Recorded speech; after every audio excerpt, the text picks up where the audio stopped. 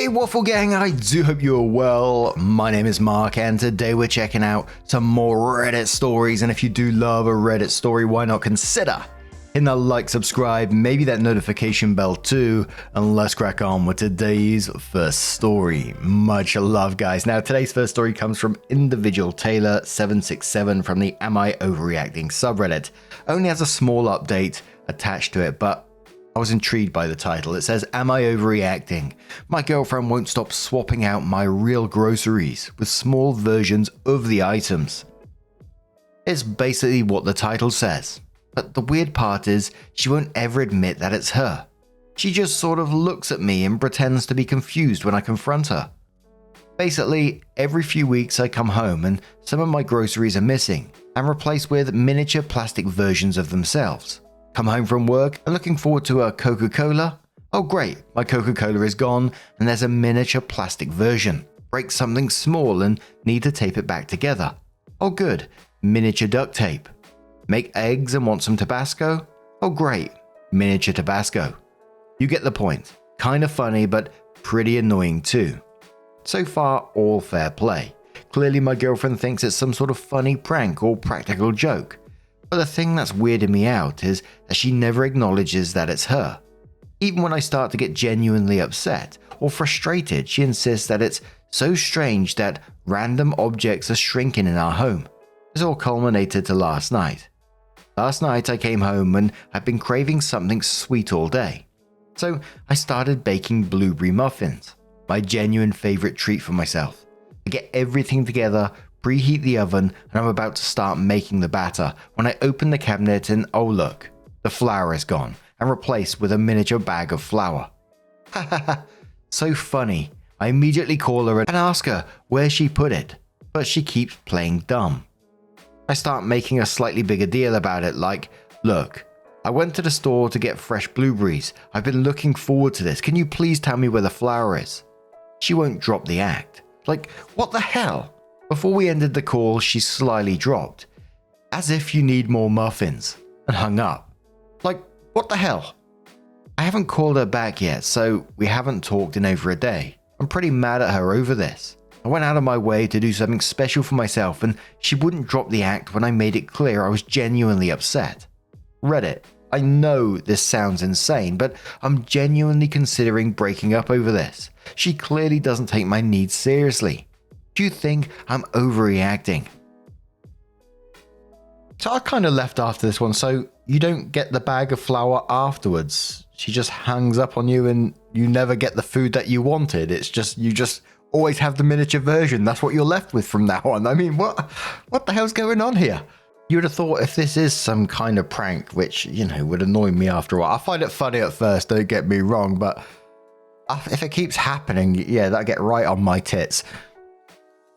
But even if it was a prank, why are you not getting the food back in the end? That's where I'm completely lost. Inside Thought comments on this. They said, "I've seen this prank on TikTok." Here we go. And it's very annoying usually. They end up giving the real food back though. Rafa Dropper says, "They're not giving it back is what I don't understand. It's like she's never learned how a prank ends. I had a coworker steal my coffee mug one morning before I came in. She recently was talking about starting a prank war. Yes, it's a very laid-back office. So I went over to her and asked if she had my mug. She said no, then stuck to saying no for the rest of the day. I used another mug, so it wasn't like a huge deal, but at the end of the day, she still said she didn't have it, so I told her, I like a good prank as much as anyone, but if the mug doesn't end up on my desk in the morning, then it's not a prank. It's literally just theft." The strangest look came over her face, like she didn't even think about it that way. I'm just like, yeah, a prank gives someone a moment of confusion and then stuff goes back to normal, not whatever it is you're doing. Bobby Pinstripe says, "When my kids are trying to play the repeating game or some other game where the objective is to piss me off, I say I'm not having fun, find another way to play. I say that once before I physically leave the room. Highly recommended." Afraid Quality says, "Watch OP go to the breakup with her and it's a Barbie there." Kale Stop says, "He should invite her to meet him somewhere and have someone deliver a Ken doll." So OP comes in with her update, and as I said, it's a very small update, and it says, "Turns out it was my brother playing a prank on me he saw in TikTok. My girlfriend apologized for her snide comment about the muffins, but suggested I've been gaining a lot of weight lately and was annoyed that I've been pointing the finger at her. So Angelic Blaze replies to that and says, what I don't understand is why, even though she wasn't the one doing the prank, she still played along with it. Did she know that it was your brother? Like, if she truly didn't know, why is she responding with how it's crazy your stuff is shrinking? Another commenter says, talk about guilty until proven innocent. Poor girlfriend. I get why she was annoyed you kept blaming her. What reaction did she need to have for you to believe she wasn't behind it? Throwaway says, did your brother apologize to you for almost ruining your relationship with your girlfriend? Exciting Assignment says, seriously lol. Over 5,700 comments of people shitting all over the girlfriend, and it wasn't even her. iLub says, I'm looking through the top posts here and I'm so confused why you would assume it was your girlfriend and continue to ask only her about it once, since you clearly stated that she also thought it was peculiar if there was another person who was staying in your house when this happened. Dee also points out saying, I wonder if the girlfriend initially thought OP was trying to prank her by pointing them out and then just ignored it as she started getting annoyed with being blamed. Sounds like girlfriend doesn't live there, but brother does, and he went and blamed the person who isn't there every day. Weird. And I don't mind the odd prank played against me here and there, but I'd get fed up with it after a while. But I always think about the other person who's setting up these pranks, like getting the miniature versions of these things. How has the brother got so many different miniature versions of food? Has he bought like a bulk children's set from on Amazon or something? It just sounds so much effort. Like I say in other stories, it's like just day-to-day life sometimes is just like, oh, fucking hell. Without having to do this shit on top of things. Oh, dearie me. Anyway, now I'm going to turn this one to you guys. What do you guys make of this situation? Let us know your thoughts down in the comments below. And let's move on to another story. Now we've got a bit of a different story from r/cats. And it says, not really a cat person. How do I gently stop neighbor's cat from bringing me dead things? I've got a pretty large property and don't mind the neighbor's cat hanging out chasing mice and other things, but it's constantly walking right up to me and bringing me dead things when I'm outside. I don't feed the cat and barely pay any attention to it except when it rubs up against me and purrs. I'll give it a quick pat and move on to whatever I was doing, gardening, etc. Otherwise, I basically ignore it. Anyways, the frequency of dead things plopped at my feet has gotten to almost every day. I don't want to be mean and scare it or anything. It's welcome to relax and prowl the yard, but it's a long walk from one end of the yard to my trash cans to dispose of the things it brings, and it's getting old really fast. Some cats love the attention or just know how to manipulate humans, don't they? I've talked about on Twitter or X, whatever you want to call it, about a cat that you all named Waffle Cat. Who's one of the neighbors around here somewhere, but just comes wandering into the house and sees Poppy and, they wander around together. Haven't seen him in a while. I hope he's okay. All that's good stuff. But what a bloody cheeky so-and-so that cat is. Used to stroll on in, go and help itself to a bit of water, go and have a little nap on the bed, and then just sod off. I absolutely love that sassy attitude with cats. Just like, give me some attention, feed me, water me, now fuck off human, I'm done with you. Although I'm pretty sure I've got a different cat that really dislikes me. It keeps shitting in front of my front door at the moment. Every few days there's just a lump of turd just outside the front door. I'm like, you.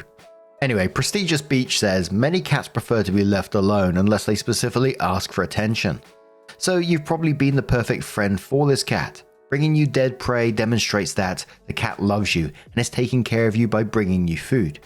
Stopping that will likely be difficult. The cat will probably continue to feed you for as long as he or she loves you. So unless you can find a way to keep the cat off your property, or make him/her stop loving you, there's no real solution to your predicament. Dependent Name says, yeah, I found it hilarious to learn that cats bring you food because they never see you hunt, so they assume you can't feed yourself. It's such a pure form of love. Probably the problem says, obviously the solution is to demonstrate one's hunting prowess. No Elderberry says, you're playing hard to get. She will eventually bring you a cow. OP updated the post and says, in a nutshell, the neighbor's cat keeps bringing me dead things almost daily. I don't hate cats, but cats are just not my jam. Sorry sub, no offense. If cats are around, cool, no big deal. I'm an animal lover.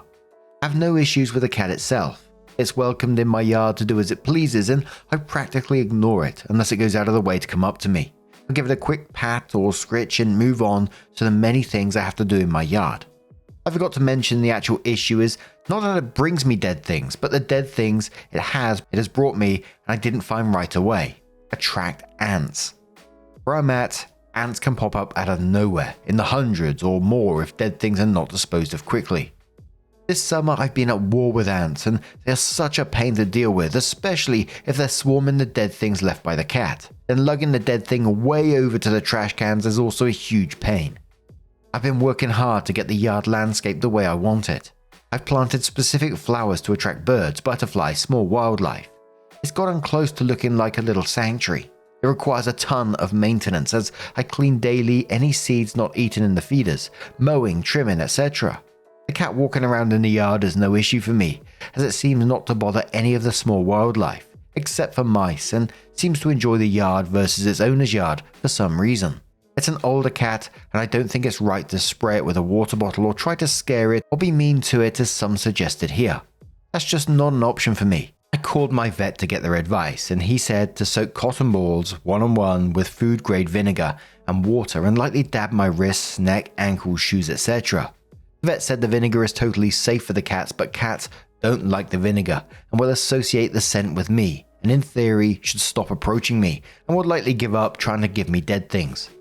The vet said it might be a good idea to actually lure the cat to me with a simple treat to make sure it approaches me, smell me, dislike it and leave. So one quick stop at the market for the vinegar, cotton balls, cat treats and dabbing myself all over like my vet advised and I'm good to go. Voila! Problem solved, right? No. 1. My beloved dog wouldn't even come up to me for the entire rest of the day. 2. My wife said I stunk and demanded I shower. I told her I had to do a lot of chores outside in the yard, and she said I can't step into the house until I showered. I told her I would shower after my chores. 3. The cat showed up as usual and brought me another dead thing. Partial grasshopper this time. And I did what the vet said and gave the cat a treat. It not only approached me and didn't flinch at all at my smell, but went crazy purring and rubbing up against me after I gave it the treat.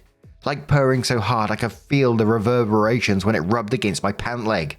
Unusually the damn cat followed me around the most of the day and kept interfering with what I was doing. Pruning, sweeping, etc. Running in front of me while I'm carrying things to the wheelbarrow. Zipping between my legs, laying down right where I'm about to trim. I'd gently move him and the little bastard kept coming back.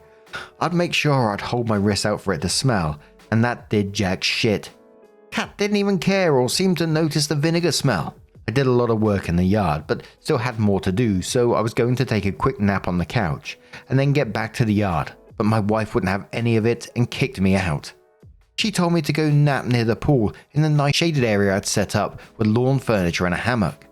Didn't want to argue with the boss, so I went to the hammock. Took a nice nap, only to wake up to find the fucking cat sleeping on my chest purring. Ass right in my face. I gently let it down on the ground so I could get back to my yard work, and right there under the hammock, another dead thing the cat left for me, covered in hundreds of ants. Fuck my life. I give up. Feline Shenanigans replies to OP and says, I know you're frustrated, but this is hilarious. Kitty has decided that you are theirs to care for. Since Cat is older, it sounds like Kitty might be losing their sense of smell, or is one of those rare cats that loves vinegar. My furry bastard is one of those. I'm curious how the cat reacts to your wife. If they aren't impressed, it might be worth getting permission from her to borrow her shampoo, body wash, deodorant, etc. for a few days to see if smelling more like another human has an impact. Might also be worth asking some gardening subs for advice on how to step up your anticide, or possibly consider accepting that the neighborhood granny cat has decided that you aren't eating properly and they need to feed you. This Alyssa replies saying, neighborhood granny cat, I love this so much. Another commenter says, I don't mean to make light of your issue, but this is really funny. That cat actually fucking loves you. To me, that says you're alright. My suggestion would be get a shallow box and put it somewhere in the yard that is away from your house and start putting the cat's gifts in the box for a day. The idea being that you're trying to train the cat to put the dead stuff in the box for you. I don't know if you're ever going to lose that cat's affections, but you may be able to convince him to work with you a little. And Batman is my wife who says, that cat is bringing you gifts. Cats usually bring their owners their kill as a gift. I'm not sure why it's bringing them to you. Unless the previous owner of your house were close with that cat. Best thing to do is keep a lookout for the kill and clean it up ASAP. Oh man, yeah, I don't mean to make light of that situation either, because it does sound like Opie's getting frustrated with what's going on. But in some ways, I think Opie's just been adopted by the cat. But there was also loads of lovely users who were suggesting, legit things to maybe help Opie in this situation as well. I'm really interested in to know what path Opie's going to go down. Are they going to accept being adopted, or are they going to continue to try and do something? Oh, dearie me. Anyway, now I'm going to turn this one to you guys. What do you guys make of this situation? Have you been adopted by the local cat yourselves? Let us know your thoughts down in the comments below, and let's move on to another story. Now, our next story comes from the Am I the Arsehole subreddit from Key Atmosphere 6114. It says, am I the arsehole for telling my wife that she needs to get over me missing the birth of our daughter? I work in a job where at certain times I do not have access to my phone, or I'm in the middle of nowhere. These times are well scheduled in advance and basically take up my whole day. There are a ton of safety regulations I have to follow during this time. My wife was pregnant, and at the time I planned to take off work near her due date. Unfortunately, she went into labor early, about a month early, and I was on an inspection. I only learned about her going into labor when I got signal again. By the time I got to the hospital, she had already given birth. This was about 1.5 years ago, and I am an involved father. The issue is every single time we have an argument, she will bring up I missed the birth. It happens almost every single time, from serious arguments to what fast food should we get. Today was my breaking point. We got into an argument about her wanting to change the daycare situation. She wants to change daycare to one closer to the home. I do drop off and she does pick up. The only one closer to our home is too expensive and we cannot afford it. In the middle of the argument, she pulled out, I wasn't there for the birth again. I told her she needs to get over that and stop using it in every fucking argument we have. She called me a jerk and left. Am I the arsehole? Feeling Gross says info. Did she have anyone with her during the birth? Did baby have to stay in the hospital after birth for more than a few days? I asked because I was like your wife. In a way I still am, but I've talked about it both to a therapist and my ex that missed the birth. It's scary and I'd hazard a guess a little traumatic too. That doesn't mean she gets a free pass to throw it in your face at every disagreement. But if she's still hurting from it, don't expect it to go away with one conversation. Not the arsehole, and I hope you guys can get through it together. Opie says her mum was there. Baby was pretty healthy and only stayed an extra day since she was born early. Feeling Gross replies that says, well, I'm glad she had someone, but damn, she really needs to work this out with you. It's one thing to miss the birth, but you didn't know it was happening. It's a nasty thing to remind you, and can't imagine she likes thinking about it either. What's her/your stance on therapy? Opie says she dislikes therapy. It is due to her mother being in therapy a lot when she was a kid and had a negative impact on her childhood. Kinda hard to tell someone to get therapy when their trauma is related to therapy. And Feeling Gross replies that saying, hate to be rude, but she needs to grow up a little.